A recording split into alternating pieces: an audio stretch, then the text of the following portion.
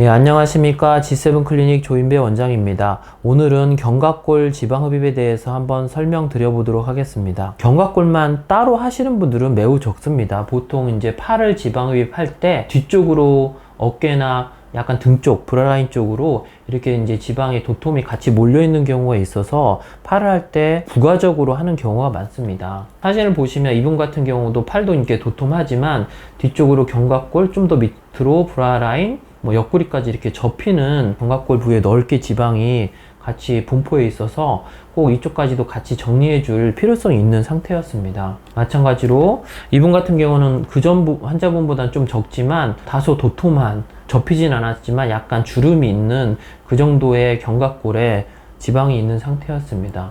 이분 같은 경우는 거의 지방이 많이 없지만 팔을 이렇게 들었을 때는 견갑골 부위가 좀 볼륨이 적었겠지만 팔을 내리고 찍게 되면 약간 눌려서 약간 도톰한 정도의 견갑골 지방량이 있는 상태였습니다.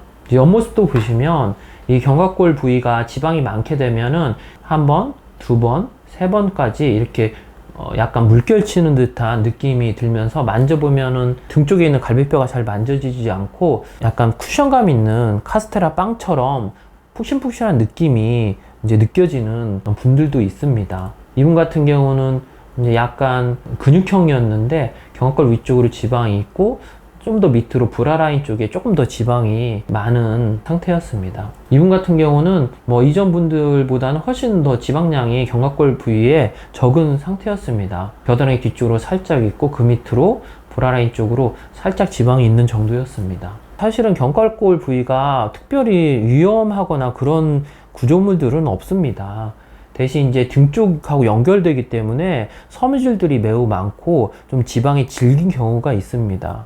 그리고 팔을 수술할 때 부가적으로 이제 하는 부위라고 했는데 팔 지방을 할 때는 대부분 병원들이 이제 똑바로 누운 상태에서 하게 되는데 연결 부위인 견갑골을 이렇게 수술하다 보면은 누운 상태에서 이 환자의 등 쪽으로 의사가 손을 이렇게 집어넣는 상태에서 캐놀라를 느끼면서 하고 손을 이렇게 그 피부에 90도로 눌러서 하게 되기 때문에 자세가 잘 나오지 않고 좀 힘든 경우가 많습니다. 그래서 이제 이거를 넓게 하지 않고 이제 좁게 하는 경우가 많이 있는데 제가 항상 얘기하지만 모든 부위 지방을 할 때는 환자 입장에서 고려해서 좀 넓게 충분량을 해주는 게 좋습니다. 그래서 견갑골을 할 때에도 이제 제가 한 디자인인데 이렇게 견갑골 넘어서 거의 등 가운데까지 최대한 넓게 하고 브라라인도 걸쳐서 하고 조금 더 나아가서는 옆구리에 이렇게 굴곡진 볼륨이 있을 경우에는 그것까지 같이 해주는 게 좋다고 생각합니다. 그리고 이제 옆모습에서는 이제 견갑골의 약간 앞쪽까지 연결된 부위까지 꼭 이렇게 넓게 해주는 게 필요합니다.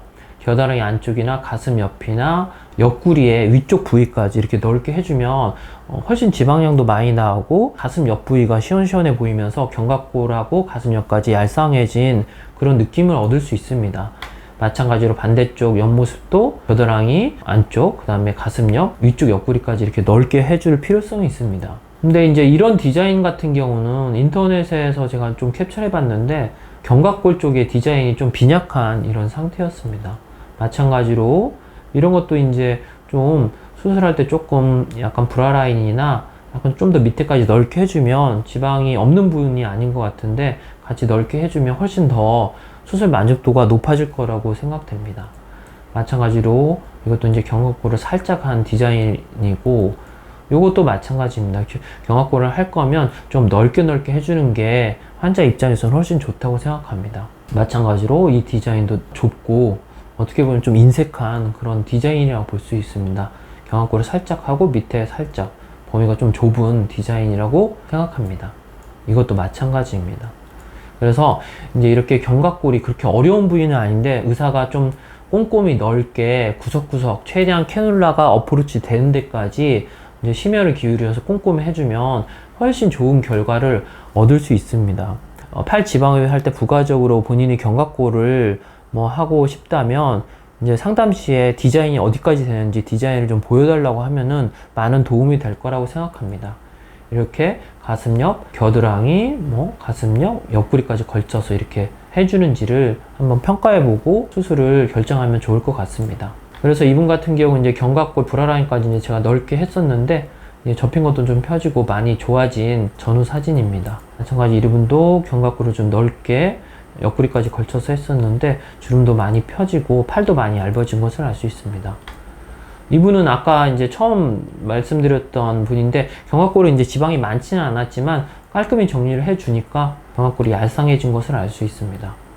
이분도 지방은 많은 편은 아니었지만 이 볼록볼록 견갑골 부위와 브라라인까지 좀 지방이 있었는데 깔끔히 정리가 되면서 견갑골 뼈도 선명히 보이고 볼륨이 정리된 걸 알 수 있습니다. 옆모습 사진에서도 아까처럼 이렇게 볼록볼록했던 부위가 견갑골이 깔끔히 정리되면서 등 쪽 부위가 많이 납작해지고 얄쌍해진 걸 알 수 있고, 이분도 약간 근육형이었지만 꼼꼼히 구석구석 흡입을 해준 결과 견갑골 부위와 브라라인까지도 정리된 걸 알 수 있습니다.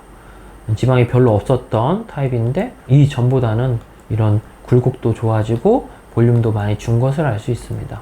이분 같은 경우는 이제 재수술이었는데 자세히 보면은 뒤쪽 겨드랑이 쪽 주름에 흉터가 보이는 상태였습니다. 이분도 이제 견갑골을 첫 번째 병원에서 하긴 했는데 이쪽을 이제 정리를 잘 못하고 그쪽 병원 가서 이 이야기를 했는데 이거를 이제 하면 더 처지기 때문에 할 수 없다, 그냥 다이어트 하라는 이런 얘기를 들었었는데 저에게 재수술을 받고 이런 볼륨들이 정리되면서 주름도 많이 펴진 상태로 만족도가 매우 높으셨던 분입니다. 예, 오늘은 견갑골 지방흡입에 대해서 알아보았습니다. 안전한 똑똑한 지방흡입 하세요.